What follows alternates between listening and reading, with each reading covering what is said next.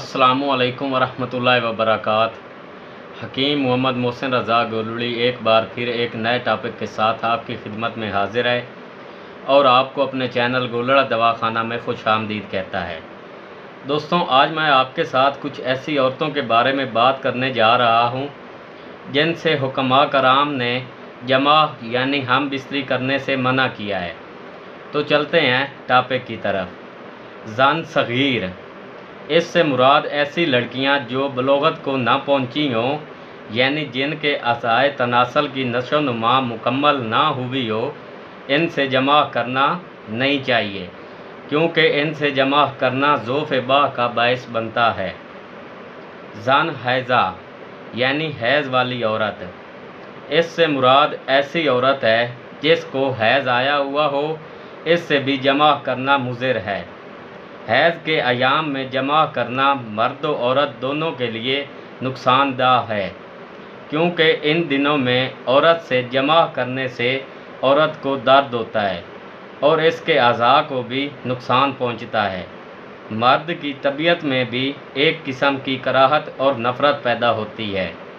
बीमार औरत, जिस औरत के रहम को कोई बीमारी या रसौली हो या सरतान रहम हो जिससे किसी किस्म की रतूबत आती हो, कोई मुतद्दी बीमारी जैसे आतिशिक, सुजाक वगैरह हो, तो ऐसी औरत के साथ जमा करना दोनों के लिए निहायत ही मुज़िर है। फाशा औरत, बाज़ार की गश्तियाँ जो जमा करने की तिजारत करती हैं, इनसे मुतद्दी अमराज के पैदा होने का अंदेशा होता है, इसीलिए इनसे भी जमा करना नहीं चाहिए, बल्कि इनकी सोबत से भी कोसों दूर भागना चाहिए। तलाक याफ्ता या बेवा औरतें, वो औरतें जो तलाक याफ्ता हो या बेवा हों मगर हमेशा अपने खामद को याद करके रोती रहती हों, उनसे भी जमा करना या शादी करना मना है, क्योंकि इससे मर्द को बेलुत्फ़ी और बेलज़्ज़ती रहती है।